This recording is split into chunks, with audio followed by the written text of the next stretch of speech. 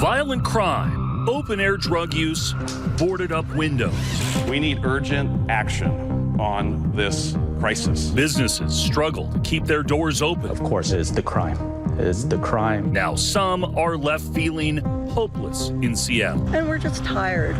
We're tired of fighting with it. While others put their faith in city leaders and the promise of one Seattle. If you see people walking the street and it gives you that safe feeling that you can actually join them. But what is the solution to a growing violent problem, and at what cost? Why should I leave? They need to leave. Tonight, we ask the hard questions. Everybody has different answers on their vote now, but do you regret that vote? And discuss the solutions. So that's one of the parts that's optimistic. As the community demands answers. When it comes to crime in Seattle, I just don't want to be silent anymore. Our KOMO News Town Hall, the cost of crime, starts now.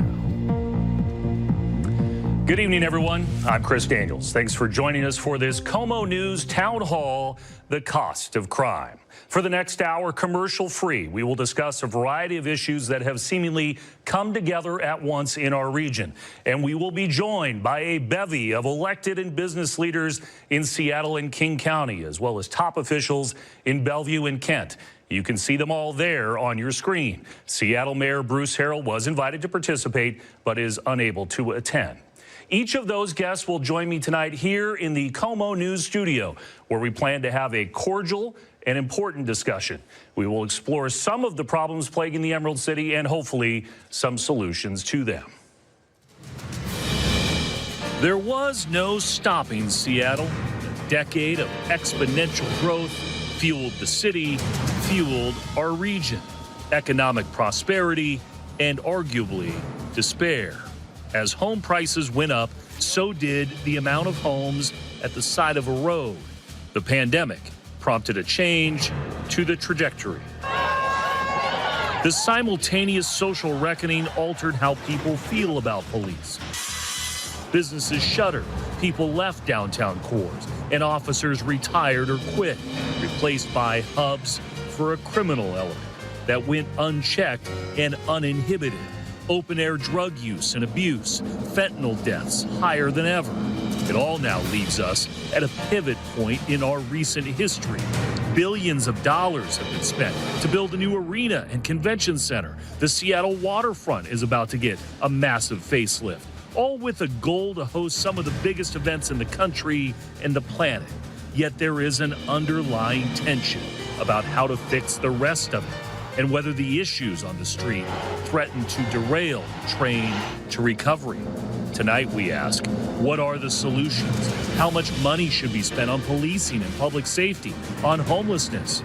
And what is the cost of crime? And joining me to start the conversation now, Seattle Police Chief Adrian Diaz, Downtown Seattle Association President John Scholes, and small business owner Layla Farange. Thank you all for joining me to start this KOMO News Town Hall, and we're going to start with you, Chief. You've heard the issues. You're well versed in the issues. It seems like all anybody is talking about in the city as well. The problems are because the Seattle Police Department is understaffed. You're understaffed. You say it over and over. Where do things stand right now with your police department, and where you would like to be with staffing? You know, our trajectory right now is it's on the up. I mean, we're finally hiring more people than are leaving. But we still have a long way to go. I mean, we need 375 more officers easily. And but I do see that we're putting our officers in the right places. We're actually starting to see violent crime trends start to go downward. And we still have a long road ahead, but we're hoping that, you know, working with businesses, working with some of the investments City Council does, working with the mayor's office, with the downtown activation plan, that we're hoping that we actually can make a big dent in just the behavior that's actually happening sometimes on the street. There's this thought that the mayor is waving out these big $30,000 incentives, and that's going to change the trajectory for your department, but are they working right now? Yeah, I mean, this is the first time right now that we're actually hiring more people than we've actually lost in the last 4 years. And so I think that those incentives have actually played a big role in what we're actually seeing in people coming into the department. But it's still, I mean, I talked to departments across the country. They're all feeling this impact of people leaving the policing industry. And so really we need to make sure that we're recruiting in a whole different, more holistic way, where we're not just recruiting people that really strive to be police officers, but people that are just finding themselves in the tech industry and that they might have lost their job, and this is now a different type of business that they want to go into, because we know that crime is actually just evolving. I mean, we're cyber crime. There's so many different elements.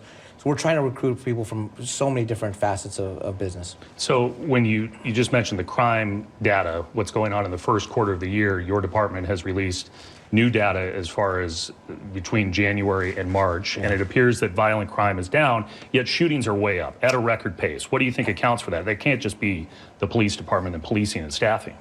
Yeah, so right now actually shootings are down from last year, but they're up from the previous years before.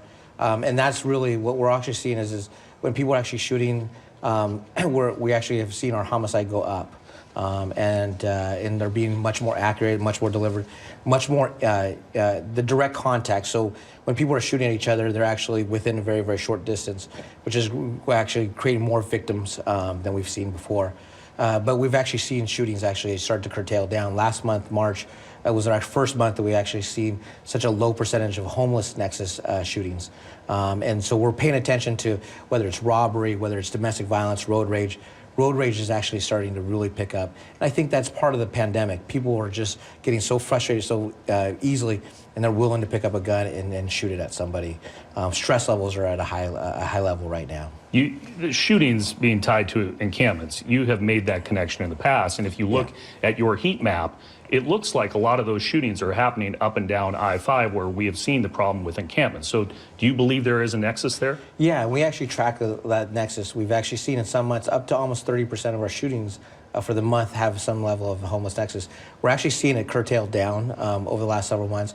We think that's part of that is just being much more intentional with the encampments that we're working on, getting people services and then trying to clean up after people have exhausted all the levels of service. So we're hoping that actually is really what's driving down those shootings in those areas, because we know that people are actually, that the criminal element will go to those encampments and they'll use to sell fentanyl, they'll use to traffic stolen goods, to commit other crimes. And so by us actually focusing that area of intention and being much more deliberative in our process, using the unified care team, it actually helps us really be more targeted in how we actually address the overall encampment crime. John Scholes with the Downtown Seattle Association. How much is economic development tied to policing? Huge. Cities have never worked well. Downtowns have never worked well if they weren't first safe and healthy for everybody to be in. People have lots of choices, whether you're going to live there, work there, visit, hold a convention, cite your small business or your base of employment. And we want them to choose Seattle. There's good reasons to choose Seattle. And they've got to have a safe and healthy environment for their customers, for their employees, if they're going to make that decision. And I give a lot of credit to the chief with fewer officers certainly than we had 3 or 4 years ago that continue to do good work and move us in the right direction. The numbers downtown when it comes to crime are down just as the citywide numbers are down. So we're headed in the right direction under the leadership of the mayor, our city attorney, and our police chief. The DSA's own dashboard, though, says that worker foot traffic is still 47% of where it was before the pandemic. What's been the problem with bringing people back? It's headed in the right direction, so it's not where we want it to be, but it's up from where it was 4 months ago, up from 5 months ago, so we continue to see it trend up. Amazon's announcement of a May 1 return, I think, is going to potentially inspire other employers to make similar decisions. So we continue to head in the right direction. And I think as we continue to make the streets safer, the parks more welcoming, help people off the street, we're going to see more workers and employers decide they want to be back too, for the same reasons they wanted to be there pre-pandemic. Arts, culture, sports, great entertainment, happy hour with your colleagues, a beautiful, lively city that people want to take part in that's somewhat of a better experience than working at your kitchen table or in your spare bedroom. So if we can continue to make the progress that we have made over the last 6 months when it comes to making our streets safe and welcoming, I think we'll see more people back in their offices, which is more customers for small business, more people in our arts and cultural venues as well. Yeah, there is a trickle down for small businesses. In fact, in downtown Seattle, they literally feed off of the worker traffic that comes through, and they've had additional challenges of the pandemic and public safety, especially on 3rd Avenue, where Layla Faranj works and where she has seen criminal activity on a daily basis, and she's also seen how it has changed. My name is Layla Faranj. This is hot because I'm wife, proud mom, and a business owner. Just pepperoni. We are standing in 1501 4th Avenue, Century Square building. We are in the food court. And the cook, sir? Yep. I'm here since March of 2019. I took the opportunity and ran with it. The location was great, and I told my husband, this business is gonna pay for the kids' education. I love being here. I love being here, even through hard time. When they clean up the Little Saigon, all of those people came to 3rd Avenue and Pike. I grew up in war between Iran and Iraq. I survived that, but I wasn't sure I'm gonna survive that. It was pretty bad. Then with your help and other people's, chief TS, mayor, they cleaned up. If you go look at right in front of Ross right now, they're lurking right now. And I had an officer right by our garage. He was coming, having lunch here, and was telling me there is no outreach. Nobody's helping these people. No, they need help. You can't just let them out, say, do whatever you want to do. They are in the point of their life. All of us need to pay our share to help them out. And I think money is there. Somehow they can get the help they need. Have you felt the impact of not as many office workers downtown? No. So the thing is, Chris, so many businesses closed. So the option of or eating lunch out is very limited. So we get lots of businesses. Lots of Starbucks are closed. Lots of small businesses are closed. So we are still here. And the reason I'm still here because I shrunk my menu. And I don't have as much overhead. We make sure we don't waste as much. That's why I can still be here. We talked a lot last year. You were frustrated by the city's response to this. Where are you at now? What's your level of frustration? I'm very pleased with the mayor. He said he's gonna do stuff. He's gonna clean up the city. He did. So I take the bus, and right front of Westlake Park, they were just tents everywhere. So we are damn proud to be open. I'm really, really damn proud to be open. So many people asked me when it was bad, why you're not leaving, why you're still here. Chris, I'm the face of business. You know how many people are behind me? So many vendors, drivers.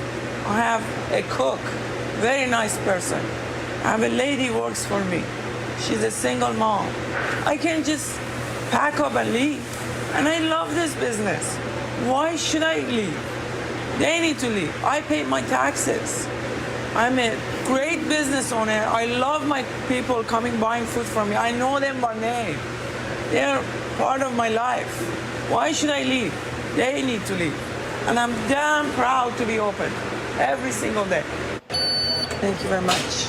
And now Layla in the studio here with John Scholes and Chief Diaz. You asked me for months, more than a year, give me some help down here. Talk to the mayor, talk to the council, talk to the chief. Here you are. You did. You did. You help us a lot. And I thank everybody, Mr. Mayor, Chief Diaz, and John. Business is picking up. I cannot be more happy. And, when I see the food court full of people and they're sitting and eating, it makes my heart happy. We have a beautiful city. I just walked down by the market and looked back at all these beautiful tall buildings. What a great city we have. But somehow we just let it go in previous couple of years. And it got bad. I was seeing our city being sick. And when the new mayor came in, with help of Chief Diaz and John, so look at our city. You don't see any tents anywhere. So there is still people out there, and my opinion is we have a huge drug problem. We keep saying homeless, but this is a drug problem. We should take care of the drug dealers. They need to go to jail. And drug addicts, they need our help. Everybody has part helping them to get better. Because, you know, when you're using that much drug, when it's cold and you don't have anything on you, so that's telling me the mind is somewhere else. They need our help. And you said the problem has moved further down 3rd Avenue. Why do you think that is? So they parked, for the longest time, the mobile precinct was parked on the 3rd Avenue, and they were totally gone. And now they're lurking in the Pike, right in front of Ross. Some days are really bad, but the other day, yesterday, I couldn't find anybody there. I don't know what makes it one day they're going to be there and one day they're not there. But as soon as one officer came with the car, they don't know where to go. They just want to leave. So the officers are big part of our downtown safety. Do you think that there was a difference when that command post showed up? 100%, 100%. I took pictures, it was day and night. So it was thousands of people, it was Tuesday, and I think they came in Thursday morning. Nobody was in 3rd Avenue, nobody. Do you agree with that, Chief? I agree. What she's seen? Yeah, I mean, the more police presence we find, it does start to actually address the issue. We ran operations, you know, trafficking of stolen goods operations, drug operations. We still continue to do that. But we also have to pay attention to sometimes where that population will end up migrating to. We've seen, you know, it increase in, sometimes in Belltown. We've seen actually it's a little bit of increase in the 3rd and Yesler. So we're having to constantly adjust our resources into those areas. So sometimes you can get an influx of an area where, like she's mentioning 3rd and Pike, where we might not, sometimes we're adjusting those to the other areas, and then you'll see that gravitate to the 3rd and Pike area. And then we hit that area, and then sometimes you'll see it go up to the Belltown area. So it is constantly always trying to adjust our resources. On fentanyl, you were just mentioning that this is a major issue. I think that the data backs it up. King County Public Health said in October 2020, there were an average of 3 deaths a week. Towards the end of 2022, that number is close to 23 deaths a week related to fentanyl. Drug and alcohol poisoning deaths on pace for a record high this year. How much of that is driving the crime that we're seeing right now in the city of Seattle and King County? I think fentanyl has changed the face of Seattle. I mean, 5 years ago, we recovered about 500 pills, just 500 pills. This year alone, we've recovered over 1 million pills. And right now, 1 pill can kill. And so you can imagine that we have enough pills that we've recovered just in a short time, just in the first 3 months of the year, that actually could kill this entire city. That is extraordinary. And so we know that a lot of the fentanyl is coming up from the cartels in Mexico. We've been, you know, highlighting a lot of our good arrests out of that. We've been highlighting guns that we're recovering out of these situations. And so we really are doing a very good job of trying to target, you know, the fentanyl. We're working with our federal partners. But really, it's just trying to also make sure that you lower the demand.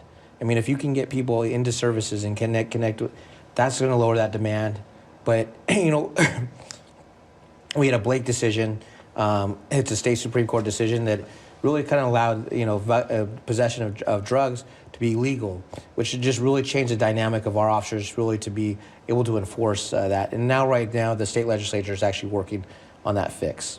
John, that wasn't necessarily a Downtown Seattle Association or Chamber of Commerce statement there about what's going on in Seattle right now with fentanyl issues, with crime issues, a lack of officers.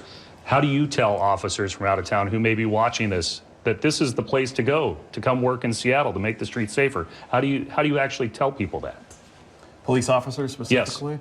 Look, we've got great officers today, and we want more. And I think this is a community that clearly supports more police officers being hired in our city. The research we've done with voters, along with the Chamber of Commerce, show that there's unanimity in this city that we want more officers. And we're a city that believes in public safety, that believes that police have a role. Yes, we need social service. Yes, we need alternative responses. But we're a city that understands the role of commissioned law enforcement officers. And when you call 911, we all want a response in a short amount of time. It sounds like what Layla's saying, though, is there's a lot of people with drug and alcohol issues that are still on the street there. So isn't there an argument that more money should be spent on perhaps crisis care and first responders, Medic One, that kind of thing, instead of necessarily the police department? I think it's a balance of both. I mean, we know, and as I've always, pushed out, that we know we need how many, 1,425 officers. been very, very clear with that. That is literally to make sure officers have time off, have the ability to also rest and respond to be all the crime that is occurring throughout this whole city. And also be able to investigate it as well, and have a variety of different units that actually can help support that effort. But we also have those investments that also need to be in social services. And I think that goes unchanged. I mean, I've been a big proponent of a variety of alternative response, critical incident response, LEAD, Just Care, a variety of different things that are currently already that are being funded. But it's really trying to make sure that everybody's really coordinated and everybody's working together. And I think that's really where we're trying to get to. We're going to continue this conversation now by taking you to Seattle's Sodo neighborhood, where business owners have been echoing Layla's concerns about crime. Take a look at this surveillance video KOMO News featured back in March, showing two people breaking into the Hooverville bar in the middle of the day. And the owner told us it was not their first break-in. They're not alone. In February, KOMO News featured a story about a 116-year-old business in Sodo that's closing up shop and leaving Seattle due to persistent health and safety issues from nearby encampments. Thea Sand, the owner of Emmanuel's Rug and Upholstery Cleaners, told us their trucks have been stolen. There's graffiti and needles on the ground, and someone in an RV even dumped raw sewage into a drain. And we got no response from the city, county, or state for hazardous waste dumping. Because it's in a catch basin. The catch basin pumping company said they couldn't take it because it was sewage. And the sewage pumping company said they couldn't take it because it was in a catch basin. So my employees and I put on basically rubber suits and gas masks and a 5-gallon container of Clorox and a pressure jet. And we had to clean it ourselves. Remember that industrial core took a hit during the pandemic. No public sporting events, smaller crowds, parking wasn't enforced as it once was, and businesses complained about growing RV encampments. But recently, there have been some big changes. In this neighborhood, ups and downs are not just reserved for sports fans. Sodo has been the center of the action in a discussion about camps and crime and activity around balls and strikes. That's key. It's very important. Ask Chris Din how important is foot traffic. It's very, because it just gives us more exposure. His 7-month-old restaurant, Venus Sun Grill and Pho, depends on it.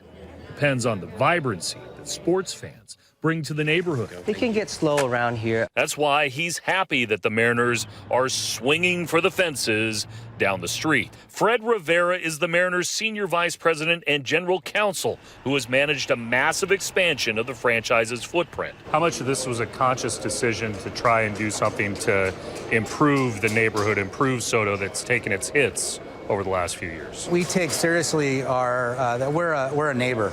We're a member of the community. Forbes says the Mariners are now valued at $2.2 billion and made the most of any major league franchise last year with $86 million in operating income. They're spending some of it in a new 3-phase Sodo development on First Avenue South in what is likely their biggest investment in the neighborhood in 2 decades. All of it under long-term leases.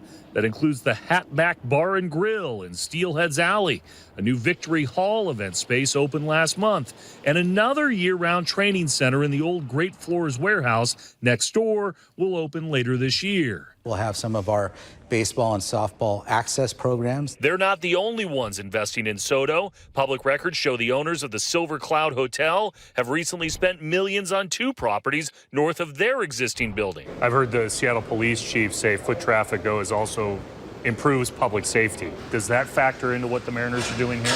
I think that having a vibrant community with people enjoying what the community has to offer creates just a better experience all the way around.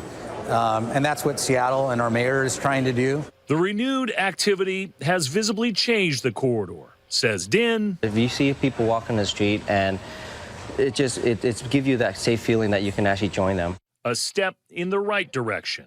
One game, 1 foot at a time. And joining me now to discuss the Sodo neighborhood is King County Prosecuting Attorney Lisa Mannion, President of the Sodo Business Improvement Area, Aaron Goodman, and Seattle City Council Member Sarah Nelson. Thanks all for joining us in this town hall. Let's start with you, Aaron. What is the state of affairs in Sodo right now? It seems like it has taken its fair share of hits over the last few years. The last few years have been very rough. I think there was a period of time when business owners in Sodo felt abandoned. They felt forgotten by the city. We have seen an improvement, but property crime continues to be a daily occurrence for businesses. As far as foot traffic, I have a letter in my possession that's signed by essentially the public stadium authorities, both the Mariners baseball stadium and the Seahawks and Sounders stadium, and other businesses down there, including the folks in Pioneer Square, that say, hey, there needs to be more housing down here. And when you're talking about rezoning this area, there needs to be more housing. But the mayor's plan, as it's been forwarded right now, only accounts for a few thousand units. Is that enough? So, yeah, put me on the spot with a question I can't answer. You know, that process that went through, the industrial lands process, was a really novel approach in that people got to a point of consensus.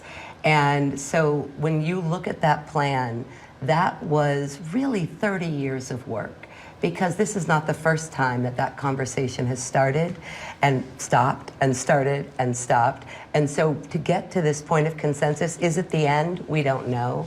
But at this point, Sodo has suffered without a plan. So the Sodo BIA and myself, we really support the fact that we have a plan to move forward with. Sarah Nelson, you are a city council member for the entire city of Seattle, including that industrial land, including Sodo. It has been, I think, through the coverage here on KOMO, a bit of a wild west at times with some of the property crime that Aaron's discussed. As a city council member, how do you change that? Well, I have to recognize that industrial areas all over the city, and particularly in Sodo, do have high concentrations of crime and sometimes larger encampments than other places. And so you asked, how do we address that? I would echo what was said before, which is we need to bring adequate staffing levels back up. We need to actually address the homelessness in a different way than we have before. The chief mentioned that there is a nexus between crime and encampments, and so what are we doing for some of the root causes? I would say we need to address addiction in a way that we haven't already, because we certainly shouldn't just keep doing the same thing. But I will say that without Aaron and in other BIAs in town, business improvement districts that are supposedly just supposed to be providing supplemental services, without them, I don't know what would happen to these businesses. They are experiencing repeat break-ins, violent crime and property crime. Same thing to their customers, their staff, and also to their livelihoods. And so I do recognize that it is rough. I'm optimistic, but we need to do more. There's a lot of RVs down there that's been well chronicled. The city has tried RV lots in the past. Is that something the city should try again? I think what we need to try is expanding access to recovery-based substance use disorder treatment. I do believe that friction-free, quick access. Did you know that there is no public funding for rehab? And so we're going to go around and around and around on both of our public safety crisis and our homelessness crisis until we start offering and finding out a way to fund it. And I'm not calling for another levy or anything. I'm just basically saying we have to broaden our scope of what people need to go into recovery. Lisa Mannion is the King County prosecutor, been in office now a few months. Thanks for being here tonight. You hear these stories of what's going on in Sodo, organized crime that's been run out of encampments. What can the prosecutor's office do here to change the discourse? Because we have heard it over the years. The cops have been discouraged to go into that area and make arrests because they fear there's going to be no prosecution. Well, actually, we are prosecuting. We file on average between 20 and 30 serious felonies every single day, and we've done it every day of the pandemic. I think what has changed is the level of collaboration, both between our office and the city attorney's office. That relationship has never been stronger. We're trading notes on individuals who are, cycling in and out of our systems, both our criminal justice system and our treatment systems. And in some instances, we are combining and aggregating value of loss to bring greater accountability with felony charges. We also have a very close relationship with the Seattle Police Department. And I think, Chief Diaz, Ann know how to reach me. Aaron knows how to reach me. Councilmember Nelson knows how to reach me. And we are trading information every single day. And I think that's what our residents of Seattle want. And it's also good governance. Where does LEAD stand right now in this big conversation about getting people help while also making sure they face punishment for their crimes. I know that you've started a retail theft task force, and a couple of guys that were recently sentenced got 6 months of drug counseling and 2 years of jail time. Where do things stand in actually getting people help, but also making sure the law is enforced? Well, I think it's going to be a balanced approach, like many of your other panelists have talked about.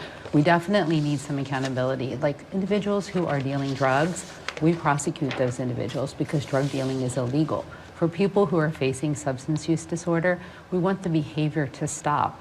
So having a focus on recovery-based treatment is a sound plan. It's also what our community wants. It's also what our business owners want. I mean, we heard Layla loud and clear that we have to do both, bring accountability, but we also have to have compassion for people who are suffering and offer them an opportunity to heal so that the behavior stops. Let's steer the conversation to another neighborhood that has also been stuck in a vicious cycle of crime. That's the Chinatown International District. It is home to history, culture, and tradition. It's also home to many small businesses. But the pattern of violent crime and property crime is forcing some businesses out. We spoke to Nick Bowie in February, who was actually moving his restaurant Dong Thap Noodles all the way to Tukwila after 8 years. He told KOMO he's had so many issues with property damage and crime that his insurance provider dropped him, and a new policy cost him significantly more. We've heard similar stories from other pained business owners. In February, we heard from Tanya Wu, who officially launched her campaign for Seattle City Council's District 2. She feels strongly that the district needs a new voice. I think we need people who are on the streets, who see what's happening, who are in the encampments, who are going to businesses and chatting with community members.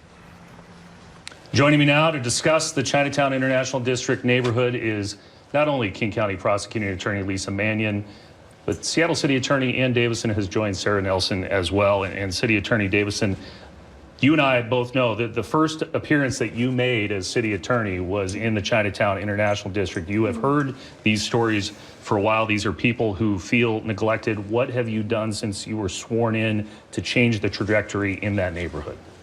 Most recently, I did a crime walk with them last week and have seen dramatic improvement and heard that from residents as they did a walkabout, a group that goes and just walks together to say, you know, in the solidarity of us, this is where we live, we're going to be here and show normalized behavior.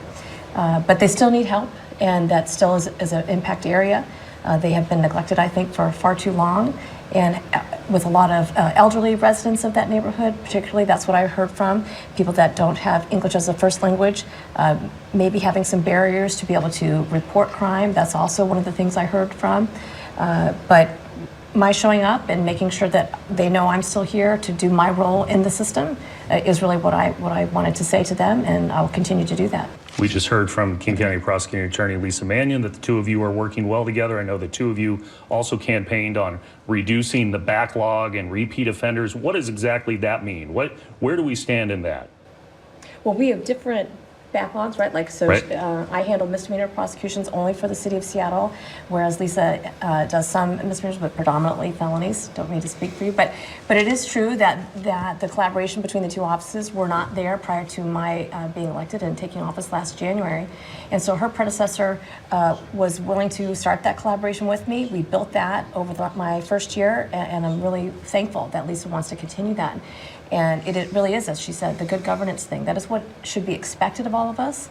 I want to raise the standards, frankly, of what constituents should expect from their elected leaders, raise the standards of customer service.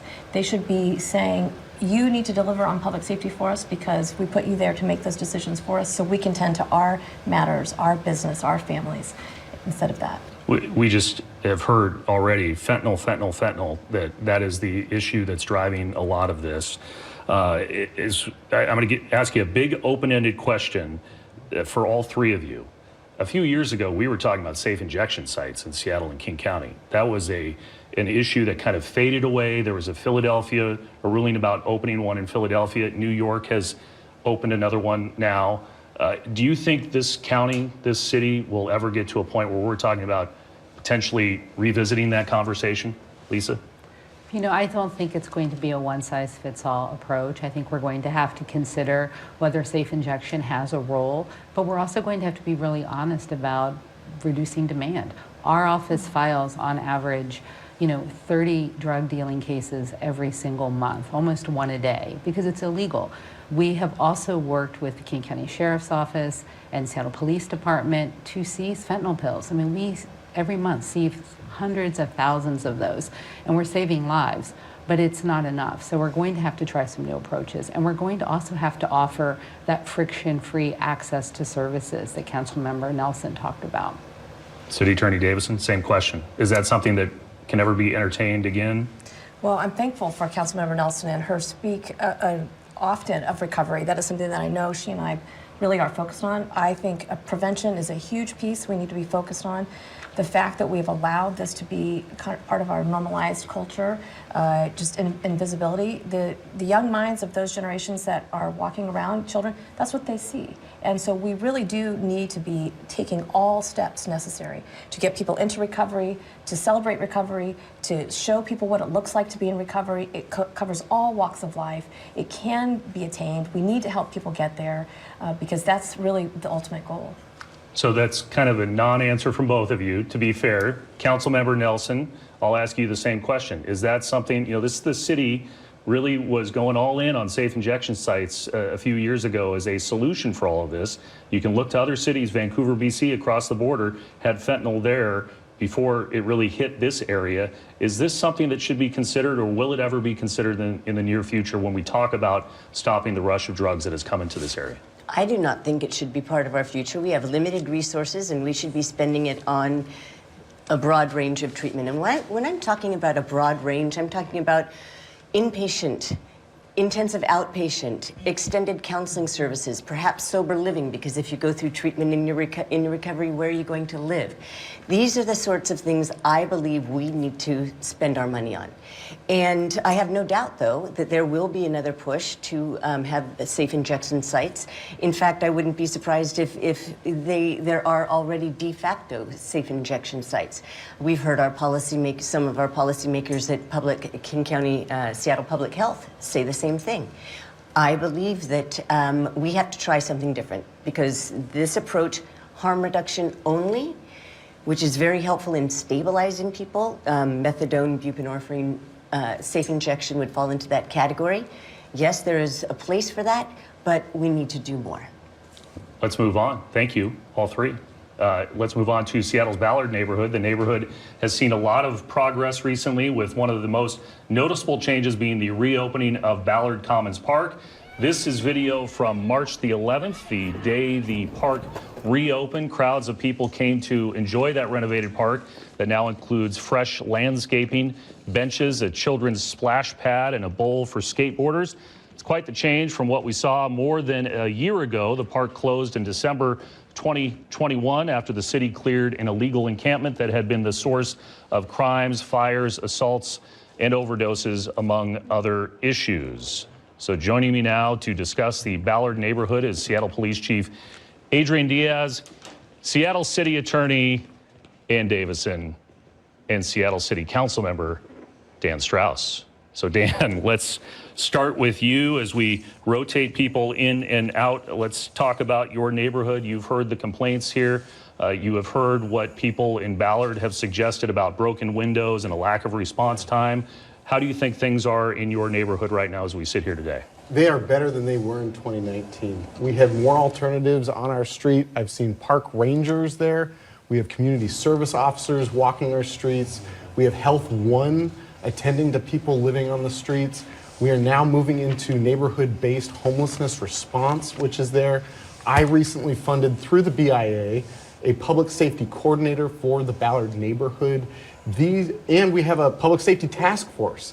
There's a lot of work going on to make our streets safer, and it's my job and it's my role to connect our small businesses and our residents with the departments that provide the interventions and the outcomes that they're looking for. So as you have all of these wonderful panelists up here today, these are the exact offices that I work with when I am setting up these public safety task forces. So we have the police department, Chief Diaz's department. We have Ann Davison's department. we have Lisa Mannion's department, we have social service providers, where we're able to triage what is going on our streets in real time. And the mayor, since becoming elected, has created space and opportunity for collaboration.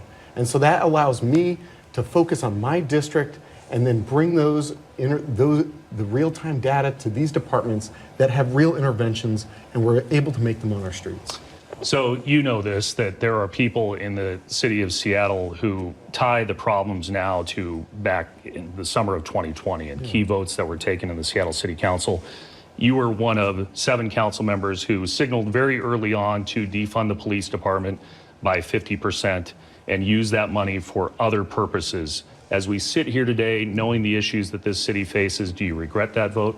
You know, I regret that there was not more time to make those decisions, because what I was trying to do was have a nuanced conversation, and that wasn't coming through the screaming voices across our city. What I said then is that we need to scale up our alternatives before we scale down our policing.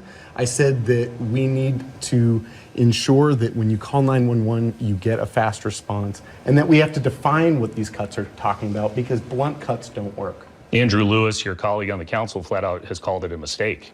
Defunding the police was a mistake. So the $30 million in participatory budgeting that has been working itself through the process, best I can tell from the Office of Civil Rights, there hasn't been anything really done with that $30 million. Do you know what the status of the participatory budgeting process is right now? You know, I don't. And I know that participatory budgeting has been something that Seattle has done for a very long time. It's come through the programs of Your Voice, Your Choice, and others. And so the concept is not novel. And I don't know the current status of why that's not working as intended. The last the website was updated, for what it's worth, the Office of Civil Rights, was in October of 2022. So we're still waiting to see how that money is going to be spent. And Chief, to redirect to you, I've heard from Councilmember Strauss and other council members who voted to defund the police, so to speak, back in the summer of 2020, that they've fully staffed your requests, that they have followed through on that. So how do we equate that? That they're saying, hey, we're still following through on what the chief is asking for here in terms of staffing? Yeah, you know, we've been actually working, you know, my job in 2020 was really to reestablish relationships, start to rebuild the department, and work with the city council, and that's what I've done over the last couple of years.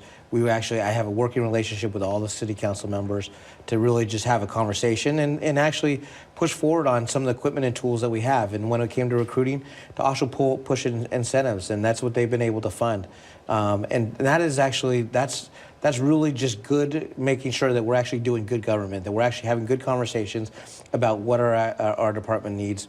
And even just recently, we've actually got one of our tools just from our SWAT team that we actually had a huge level of support, and that really makes a huge difference in making sure that our personnel have the right equipment and tools. And so that is just a constant working relationship that always has to happen. We're going to have disagreements. There's going to be no doubt that at times we're not going to always agree on what we see is right for the city, but we have the best interest of the city, and we want to make sure the city's moved forward on public safety. Sorry to cut you off. City Attorney Davison, I want to get you in this conversation because you're the one who's getting these cases referred to you. When you talk about staffing right now and what's happened over the last few years, you've obviously taken over during that time. How does that impact what cases you're choosing to prosecute? Well, it makes a big difference for us to have officers that are able to be responsive. I am set on putting back real-time accountability in our criminal justice system. As far as misdemeanor prosecutions, we rely heavily. I describe it like a track relay team, and they are the first leg of that. We are the second leg with that baton handoff. I've made a point to go out to all of our precincts to roll calls at all hours of the day and night to say thank you to those who choose that as an occupation. I think for them to know that I'm here to do my role, to back them up when they are out doing the work that they are required to do is helpful, and they need to know that I rely upon it, as does the community, and I think that makes things work better for the whole. Let's do a little compare and contrast and look at other spots around the region. Downtown Bellevue is about a fifth the size of Seattle, but does not have the same crime, homelessness, or public safety staffing challenges of other cities. But if you ask around the city, there is still uncertainty about how massive restructuring at Microsoft and Amazon may impact the future of Bellevue. We talked about some of that with Bellevue Chamber President and CEO Joe Fain. What do you think the state of affairs is for the business community in Bellevue as we sit here today? Well, the state of affairs for business everywhere is in question. Certainly we've got concerns about recession and we see layoff notices, but when you look here within the city limits of Bellevue, there's a lot of good news. Small business starts are up over 21 numbers. Your foot traffic is back to about 70% of where it was pre-COVID. You don't have the levels of property crime here that other cities around the region have, other parts of the county. The police force here is outstanding, and we've got about 185 plus police officers. We've got a $45 million budget. Crimes against people up 10% this year, according to the Bellevue Police Dashboard. Yeah, no, that's a real concern. You've seen a decrease in some of the property crimes this year. You have seen a slight uptick in the crimes against people, crimes against society, I think, relatively flat. You don't have the same levels of visible homelessness in this city that Seattle, Tacoma, Kent, others in the region have. Part of that is because of the camping ban. What else do you think accounts for that? Well, I think Seattle has certainly taken more than its fair share of the regional homeless crisis. That's, it's been a magnet, and I don't mean that in positive or negative terms. It definitely has taken the brunt of fighting that visible homeless problem. So we've made a lot of investments in our transitional housing programs, our shelter bed capacity, in partnerships with other regional cities. How do you think that's different than what's being done in Seattle, Tacoma, Kent, to name 3 cities? The scale of the problem makes it much more difficult in some of those other cities to get a handle on it. When you are trying to make sure that it doesn't get out of hand and you're still at manageable levels, once it reaches a certain level, it's very hard to put the genie back in the box, and the strategies that you need to bring to bear are 10 times as hard to implement. Do you think there's a nexus between economic development and public safety? There's definitely a nexus between economic development and public safety. And in some cases, it reinforces itself. People want to be around a safe environment. They want to know that public services are there for their benefit. Fain's colleague across the pond is Downtown Seattle Association President John Scholes. He painted a slightly different picture at his State of Downtown address last month. We need urgent action on this crisis. We can have a revitalized, thriving downtown with retail and restaurants and arts and culture, or we can have a fentanyl market. We can't have both. So let's come right out to John Scholes and talk more about that comment. That was a speech you gave. You talked about wanting to have some sort of plan for fentanyl. You wanted to have an order from the mayor. The mayor has promised some sort of fentanyl plan. What exactly does that mean? Well, we've got a crisis here. We've had more people die from overdose deaths in our city since the beginning of the pandemic than have died from COVID. But we're not treating it like a crisis. We're not rising to the occasion at the federal, state, local level like we did to battle COVID in this community. And we need to do that because there's a health cost, there's a cost to human lives, and there's an economic cost. People will make other decisions other than being in our downtown for all the reasons they want to be if they've got to go through a fentanyl market in order to get there, to experience a small business or the Pike Place Market or a great performance at one of our arts and cultural venues. So this is a crisis, and it's Seattle's crisis. You look at the numbers in North King County, they're flat for overdose deaths. You look at the numbers on the east side, they're generally flat. There's some uptick in South King County, but the rate of growth in Seattle is staggering when it comes to overdose deaths. It's going like this. So we need to mobilize all the resources and the attention of this community because there's huge costs to human lives and there's huge economic consequences as well. And this is one prong of the downtown activation plan that has also been promised by the mayor. You were pushing for it that night. You asked for it within 60 days. We're almost halfway there at this point. You're talking about tax breaks, suspension of taxes, B&O taxes, suspension of the Jumpstart tax. What else is tied into that you think gets downtown moving again? Got to make it safe and welcoming for everybody. We need more people back in their offices, including our public sector employers that have a lot of people employed in downtown. We can do no more harm with more taxes and fees and red tape and other burdens that are just going to make it harder for businesses to locate. And we've got to make it the easiest place to open a business in our country. We should have that goal, that if you're a small business, you want to open a shop. And I was talking to somebody today that's trying to open another location in our downtown, and they're waiting on a plumbing permit for months and months and months. That can't be the response they get from our city government. If they're looking to hire more people, invest, create a great experience for customers, visitors, locals. We got to make it a lot easier than it is today. And you were testifying this week about the Metropolitan Improvement District renewing that. These are the ambassadors that have been out in front of your business, Layla, that have been spraying down the sidewalks, keeping it clean. How important do you think it is to have the business community involved in the solutions here? Very important. So I go to work in the morning and they are washing the sidewalks. So when you're walking down to go to public market, it's pretty clean. So if you go early in the morning or way early late at night, it's not good. So because they are there is nowhere for them to go. So what they're gonna do? They have to go in sidewalks or the alleys right for our businesses. So, but the ambassadors, the Oaks and Irons, they help together, and they basically downtown core, it's very clean. If you walk around, they're constantly clean. And this is an example, Chief, of people putting skin in the game, private money being put in the game to beautify downtown. There are other ideas for private investment in Los Angeles. As we've talked about before, there's a fund that has been put together by the business community to pay for housing costs for new recruits to the Los Angeles Police Department. Are there other ideas from where you sit where the private business, private community can help the police department?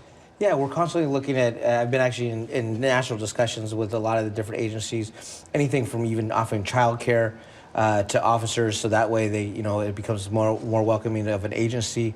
Housing costs, because Seattle has such a high housing cost that you have to live farther out, so it makes it viable for for officers to go to smaller agencies because it's a much shorter commute.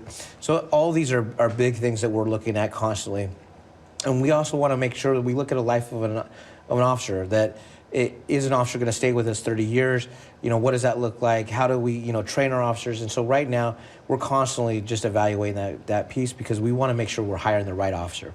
Because when you bring into Seattle, we know that when people test for Seattle, that they typically understand the different political dynamics of this city. And they also understand we have big city crime, and that people are drawn to wanting, if they wanted to actually make a good impact, that they're going to want to actually come to Seattle because they know that there is big city crime and that they're going to be able to really make a difference. And they want to be part of something bigger than that. And that's really what we're trying to make sure that we're doing for really offering this job out to other people around the country.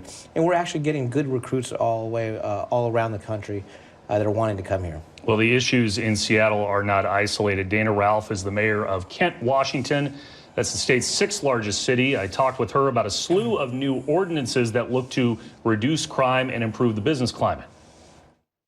We are continuing to see businesses saying, you know what, I'm going to close shop. I'm going to leave because I can't have my windows broken out. I can't have somebody hanging out in front of my business that scares my customers. And I think that businesses are thinking twice about where they can go, where their employees are safe and their customers are safe. How does homelessness interact with public safety in your mind? So never wanting to paint anyone that's homeless with a broad brush, right? But we know that we have a lot of criminal activity coming from existing homeless camps, stolen property. A lot of times there's drugs involved, so there's a need to continue to commit crime to feed that habit. How have you been doing with just police recruitment, keeping your police department at full levels? So that's one of the parts that's optimistic. We are fully staffed to the number of officers that we have budgeted for. We lost over 30% of our officers. In the last year, we've been able to hire back and fill all those positions. Why do you think you're different in those regards than other cities? A couple of things. We came out really early with some pretty good lateral bonuses. So if you're transferring from another Washington State Police Department, we had a $25,000 bonus.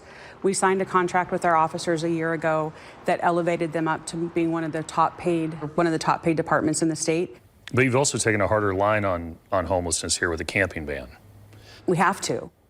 How did that change? We had to increase some of our language around protected areas, so you think wetlands along the river, public spaces that are used for other things, parks. We just can't have people sleeping where kids are playing softball. So it gave us the ability to, if in those particular areas someone is camping, we can offer them services. If they choose to not leave, then there is the teeth in that is eventually they would, we could take them to jail. That's not happened, and that's not the goal, but it did put some teeth in it for us. So when the U.S. Interagency Council on Homelessness calls that kind of policy ineffective, expensive, and actually worsens the tragedy of homelessness, you respond how? My response is that people also need to have some accountability, and sometimes it's that extra push of you can't be here, but here, let's find you services that gets them to accept services. Allowing somebody to live like that, to live in a camp in the mud without any facilities, all that's not compassion, and it's not sensitive, and it's not okay. There are also 3 new ordinances. We called it the Safer Kent package. We couldn't criminalize the possession because the legislature said, sorry, not a felony anymore. But we can criminalize the use in public. So you can't walk down the street drinking a beer, can't have a glass of wine in a park, you can't smoke marijuana in public. But up until we pass that ordinance, you could use fentanyl or use heroin in public. Unlawful to sell spray paint to a minor. Graffiti continues to be a problem, so we are making sure that those under 18 are not buying spray paint without parent permission, and we are having our stores lock that spray paint up so it's not as easy to steal. And the third one, the no soliciting in roadways. We have folks that are standing both in the median, in the road, on the corner, asking for money, for food, that kind of thing. And what we're seeing is very unsafe behavior of walking back and forth and in and out of traffic. So those are some of the solutions in the city of Kent, according to the mayor, Dana Ralph, King County prosecutor Lisa Mannion. You heard some of the ideas that she threw out. Some of them are still getting phased in now. Do you have any idea if it's working in South King County? Well, you know, I'm always curious to hear from our South County mayors because, you know, we want to collaborate with all of our elected officials and all of our city attorneys in all areas.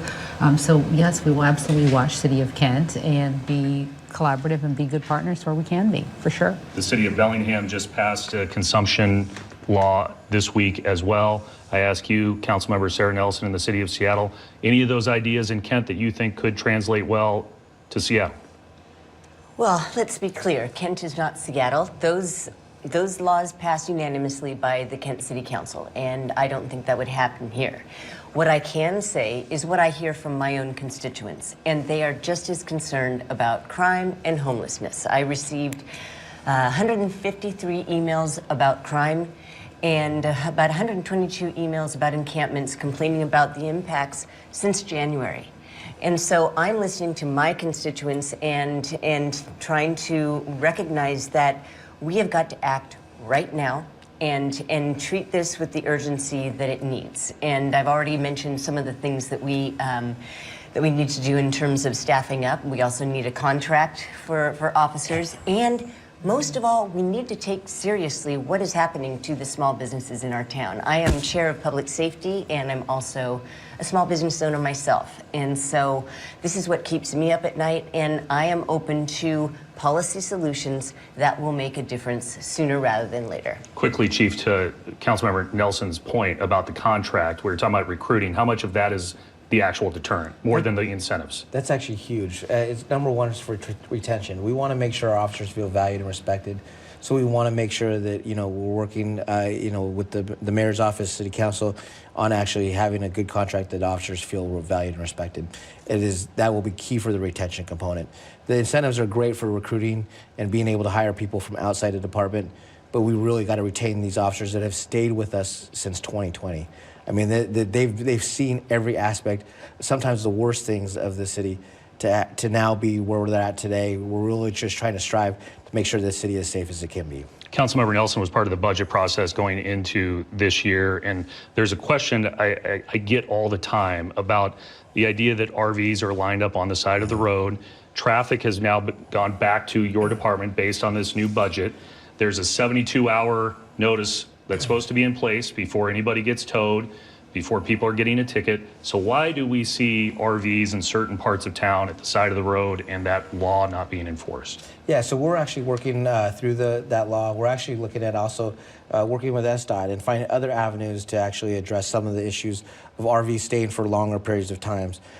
Because we know that if vehicles are there overnight, once you set up a tent, then it goes through a whole different process of unified care team and trying to evaluate, safety and all sorts of other different avenues to it. So we want to make sure that if an RV is parked up, sometimes we have to see, can we actually restrict the parking access for a 4-hour, time limit, or does it have to be an overnight parking access? And so I think trying to figure out other legislative tools and other ways that we can actually be able to enforce it, but also make sure that we're getting people the services as well. Because we know that there's a whole level of people that are in RVs that are also, down on their luck, and we want to make sure that they're getting served with some resources as well. Councilmember Nelson, in about 30 seconds, can the city of Seattle afford a third public safety agency, as it's been discussed and pitched by the mayor? I need to know more about what that looks like. What I'm concerned about is that we need to focus on lowering our response times. And to do that, we need to focus on the regular police system that we have right now. Yes, having social workers in an alternative system would be ideal. But until we have that, we have to respond to what's happening to our residents and our small businesses right now. Thank you, all three of you. We have quickly run out of time. For the last hour, we've put numbers on the cost of crime and perhaps how a bit of addition by subtraction could be the key to the equation in the future. Whether it's a ban on sales of spray paint, funding and maintaining parks and sidewalks, or increasing housing density to boost foot traffic, they are all ideas that aren't necessarily about funding the police. Yet complex challenges remain: a fentanyl crisis, encampments that have become hubs for organized crime, fires and shootings, endangering drivers, neighborhoods. They are not problems that will be solved overnight. But maybe, just maybe, one little thought will become a big solution as the city and this region looks to regain its mojo and that pre-pandemic prosperity. Well, there you have it, Layla. We got you some answers, maybe some solutions going forward. And thank you, everybody, for joining us here for the last hour to discuss these important issues. If you'd like to watch this town hall again or just share it with your friends, head to our website, KOMOnews.com. I'm Chris Daniels. We'll see you next time.